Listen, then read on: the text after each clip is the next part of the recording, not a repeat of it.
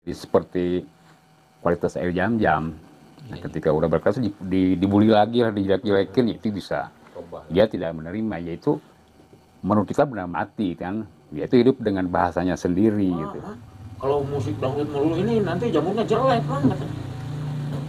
Kenapa nggak ini aja, ngambil kuota aja pengajian biar bagus-bagus. Tadi dari Mang Aib ya mengenai perubahan molekul yang ada di air saat air itu kita kasih doa. Bahkan kita kasih hujatan, Mang Aib ya tadi ya. Kita kasih hujat, kita istilah zaman sekarang itu kita bully si air itu. Ternyata molekulnya berubah ya, Kang, itu ya. Karena sifat air itu bisa melihat dan bereaksi.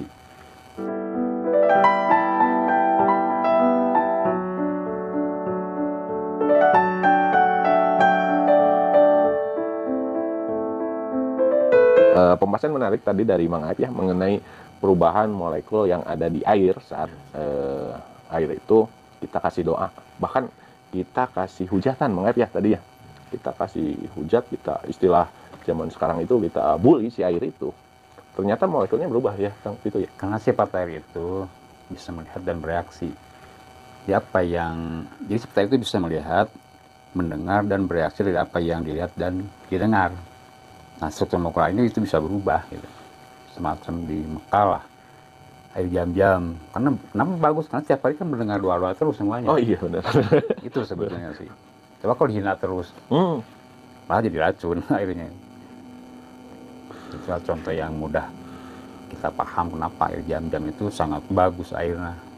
Struktur airnya kalau saya itu udah heksagonal, struktur 13. Karena setiap hari mendengar orang berdoa. Artinya sifat air itu bisa mendengar, bisa melihat dan bereaksi dari apa yang dan dilihat. Itu bisa berubah struktur molekul airnya. Juga saya baca dari ilmuwan lah, dari luar juga gitu. Itu memang sudah mereka kaji dan dilihat juga hasilnya itu. Iya. Dengan kan mendengar ayat-ayat suci hanya dipuji saja itu air bagus hasilnya, perubahannya gitu, struktur molekul airnya hanya dipuji saja. Apalagi kalau kita berdoa dekat air gitu, dia akan melihat dan mendengar dan bereaksi dari apa yang kita didengar. Bisa jadi bagus airnya itu. Ya kalau dilihat di kasat mata ya tidak kelihatan perubahannya itu. Iya. Harus diuji lab. Diuji lab. Dan itu udah uji lab kan, banyak yang udah uji lab itu dari luar juga kan. Nah, itu juga mungkin salah satu yang suka dilakukan pengobatan media air ya. Media air ternyata memang banyak juga yang telah mengujinya ya, perubahan molekul air setelah jadi respon air itu setelah kita doakan gitu ya, doakan. Kasih apa? Kalau tadi Kang Bo bilang itu bisa diajak bicara ya, bisa dengar gitu. Kuma mengait. Tadinya di tempat tidak baik bisa jadi baik. Bentar bro, pakai mic. Ini ada kru ya yang bertanya. Pakai mic. Jadi gini, misal nih, kalau ada misal tadi air ya, airnya itu dari tempat yang kurang baik lah gitu, banyak cacian apa, dibawa ke tempat yang lebih baik gitu, apa berubah juga gitu? Air tetap akan berubah, tapi tetap kan ada standarisasi airnya harus gimana? Ya bening lah, jangan banyak hal-hal yang kotor, ya secara fisiknya kelihatan. Air jernih ketika kita harus dimasak dulu kan, istilahnya gitu, kecuali air mineral asli lah dari sumbernya itu gak usah dimasak karena itu udah mineral banget. Ketika kita doa semacam gini air biasa, air aqua yang layak diminum lah. Ya yang layak diminum lah. Air standarnya itu kan pertamanya semuanya itu pentagonal struktur 6. Nah mungkin ketika kita diminum berdoa dulu ya minimal bismillah lah, itu mungkin jadi bisa heksagonal sebetulnya itu. Karena itu juga kan saya lihat panduan dari para profesor ahli begitu dalam lab gitu, itu berubah asalnya pentagon jadi heksagonal struktur 13. Maksudnya gini, kalau masih pentagonal jadi antara penyerapan lubang air dengan air hampir sama, susah diserap gitu. Nah ketika kita didoakan, ada doa mendengar doa itu air, itu bisa jadi heksagonal struktur 13. Artinya antara penyerapan dan struktur molekul air yang mau diserap jadi kecil, jadi mudah diserapnya oleh tubuh gitu. Itu mungkin cara kerjanya kita emang begitu cara kerjanya gitu. Jadi struktur 13 lah gitu. Terus tadi misal air jam-jam ya.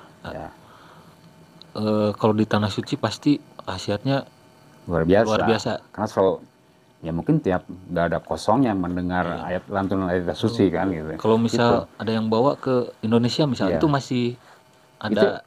kalau tidak dibully, sebenarnya tidak dihujat, ya masih standar itu bagus. Tapi misal kalau tiba-tiba ada yang bully, dihujat atau ngejelekin gitu, Itu berubah bisa, gitu. ya kalau kita lihat kajian dari penelitian para profesor luar gitu, itu bisa berubah, bisa berubah. Katanya ya yang standar juga kan bisa jadi seperti kualitas air jam-jam. Nah, ketika udah berkelas dibully lagi lah, dijelek-jelekin, itu bisa dia tidak menerima, yaitu menurut kita benar mati kan, yaitu hidup dengan bahasanya sendiri gitu. Itulah. Kalau ngapain air yang udah bagus kenapa harus Dijelekan lagi. Iya. gitu, apalagi itu air jam-jam udah diabadikan dari dulu Iya. khusus itu bagusnya. Khusus bagus itu memang Jangan dipermanenkan. jam-jam jauh-jauh kalau dibikin. Iya, benar ya. Maksudnya takut gini Mbak Denmang, jadi dibawa ke rumah, di rumah. Mungkin maksudnya gini ya, pertanyaan tadi ya. Mungkin barangkali air jam-jam itu dibawa dari tanah Mekah jauh-jauh, terus ditaruh di rumah. Terus ada ibarat kata ya, ada yang berantem di rumah tuh kan cacian tuh. Ya. Nah, secara otomatis itu kan kena tuh si ucapan. Itu mungkin ya, pertanyaannya seperti itu. Ketika seorang ilmuwan Jepang mengetahui dan mengecek kondisi air berubah itu ada unsur kesengajaan dan ditujukan kepada air tersebut gitu, baik pujian atau kalau yang sepintas, ada maksud ada maksud untuk menjelek-jelekan air ya itu kita kurang tahu, nggak bisa dipaksakan untuk membahas hal itu Kan harus kena lab lagi kan yang itu. mudah aja gitu. Berarti tergantung yang mau minum. Ya nggak tahu yang kita ketahui itu dari hasil penelitian ilmuwan Jepang ya seperti itu. Ini hanya sebatas seputaran membedakan yang dipuji, yang dihujat, dan yang dibiarkan aja. Adapun yang lainnya ya kita nggak usah terlalu cari-cari kesulitan gitu. Itu kan perlu lab lagi itu hasilnya. Nah, jadi seperti itu teman-teman. Jadi apa air itu mungkin banyak juga ya metode-metode menggunakan air kadang berobat ya. Ternyata memang molekul air itu saat kita doakan ya, kasih sesuatu yang positif, memang merubah molekulnya gitu ya, bisa mengobati gitu. Jadi kembali lagi ke awal tadi bahwa kita itu memang jauh dari kemusyrikan ya. Bukan berarti kita mengobati dengan air, dengan bawang, itu bukan menuhankan. Iya, bukan menuhankan dan juga bukan menarik sesuatu yang negatif Pak. Karena masyarakat itu banyaknya, wah ini mesti ini pakai ini. Ternyata enggak ya, secara pengobatannya di dalam bawang mengandung zat yang bisa membunuh bakteri. Ternyata setelah diteliti juga air, setelah ada penelitiannya mungkin ya, tapi kita tidak bahas di sini, ternyata molekulnya itu bisa berubah saat kita kasih sugesti, ucapan ataupun doa yang baik. Begitu juga yang buruk itu bisa menyerap dan menyimpan di dalam air. Itu seputar penjelasannya, kalau menurut saya ini sudah sangat jelas ya, penjelasan dari Kang Bowo, dari Mang Aep, dan juga dari para kru tadi yang bertanya. Kebetulan ini ada sedikit cerita. Iya ini ya dari Mang Aep. Air dikasih doa atau yang dihujat atau yang dipuji itu. Waktu itu saya pernah kerja di sebuah perusahaan jamur, ya penanaman jamur, budidaya jamur gitu. Waktu itu saya baru bikin raknya.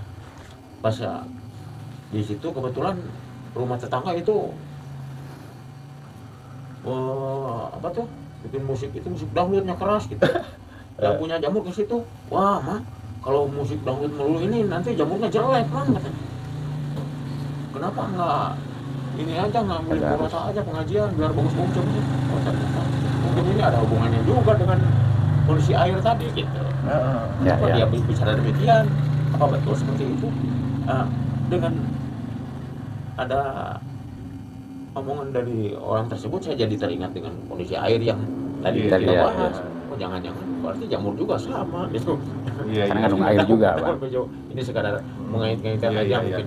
Karena dia berpendapat seperti itu. Aduh, nanti jamurnya gimana, ini musik dangdut melulu katanya. Iya. Oh, dia bicara demikian, jangan-jangan ini ada hubungannya dengan air yang dikasih doa. Terus berarti air yang dikasih doa itu berarti bagus ini kandungan gitu. Ada pemikiran ke sana, ini sekedar mencari persamaan gitu dengan kekhawatiran yang orang tersebut dengan jamurnya nanti gimana dengan kondisi air yang tadi kita bahas, seolah-olah ini ada hubungan juga gitu kalau begitu gitu. Saya pernah mendengar juga nih, bahwa semua yang ada di bumi, di semesta ini, bahwa semuanya itu bisa mendengar, bisa mereaksi. Bahkan ada kisah bisa bicara. Seorang petani itu, ada kisah yang selalu mengajak ngobrol itu tanaman. Ada. Jadi seorang yang kurang mampu, kalau kita bandingkan dengan petani lainnya, ini bahasa saya ya, kisah yang telah saya dengar. Jadi petani itu posisinya tidak mampu membeli pupuk, sedangkan petani lainnya itu lengkap, pupuknya bagus-bagus gitu ya. Tapi uniknya petani ini tuh tiap pagi ya, itu selalu membawa ngobrol si tanamannya. Kamu misalkan tumbuh dengan baik, jauh dari hama, dan ini dari kisah ini ternyata tanamannya itu jauh lebih subur dari yang diberi pupuk, yang tanpa diberikan obrolan lah, sugesti-sugesti baik. Ini juga salah satu ada hubungannya antara air, terus juga yang diceritakan kisah Mang Aep, dan juga kisah yang saya dengar gitu ya, seperti itu. Silakan Kang Bowo, kalau ada yang mau disimpulkan gitu dari Kang Bowo, enggak? Ya intinya kita dalam ketika menyikapi sesuatu gitu, kita harus bijak juga dalam bersikap gitu. Ketika orang mengeluarkan kata, memperlihatkan sesuatu, jangan ditafsirkan oleh yang tidak punya kata itu gitu. Ketika orang berkata apa, tafsirkan kepada yang berkatanya, yang menafsirkannya, bukan yang menonton gitu. Jadi terjadinya ada konflik itu ketika orang berkata sesuatu ditafsirkan oleh orang yang tidak berkatanya, jadi macam-macam akhirnya gitu. Jadi salah tafsir. Jadi salah tafsir akhirnya gitu. Maksudnya ketika seorang punya benda apapun jenis bendanya, ya tafsirkanlah yang punya benda itu, yang menafsirkannya bukan orang yang melihat gitu. Harusnya begitu kan, supaya clear ini filosofnya apa, fungsinya apa, ya, kita harus begitulah gitu. Betul, hal itu pernah saya lihat dari salah satu tayangan, dari salah satu video singkat. Saya pernah melihat kesalahan orang menyimpulkan.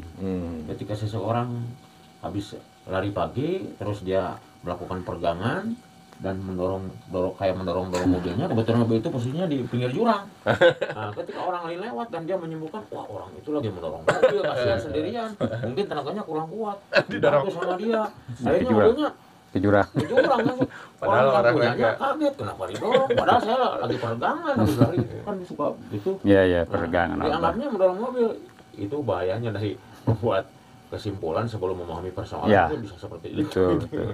Kenapa tidak bertanya dulu mau diapakan mobil ini? Kok Anda maunya sepertinya mau mendorong mobil ini ke dibantu. Akhirnya dia sendiri yang kaget, kenapa orang mendorong mobil padahal saya lagi peregangan. Itu kesalahpahaman dalam membuat kesimpulan. Mungkin kita harus lebih berhati-hati lagi dalam menilai persoalan gitu diantaranya. Termasuk yang tadi kan ketika bawang merah itu dianggap yang lain-lain, akhirnya kita tidak mau memahami dan akhirnya salah tafsir itu yang bahayanya. Padahal ternyata dari bawang merah itu bisa mengandung arti, ada fungsi ya, ada fungsinya, fungsi untuk membunuh bakteri gitu. Itulah. Nah ya, terima kasih buat Kang Bowo juga Mang Aep yang sudah menemani dan juga berbagi ilmunya. Nah ini juga buat teman-teman nih, biar nggak salah mengartikan. Kalau yang masih bingung silakan ditanyakan saja, boleh melalui komentar atau masuk ke Instagram saya. Dan juga buat teman-teman yang mau konsul ya, nampi konsul Kang Bowo ya.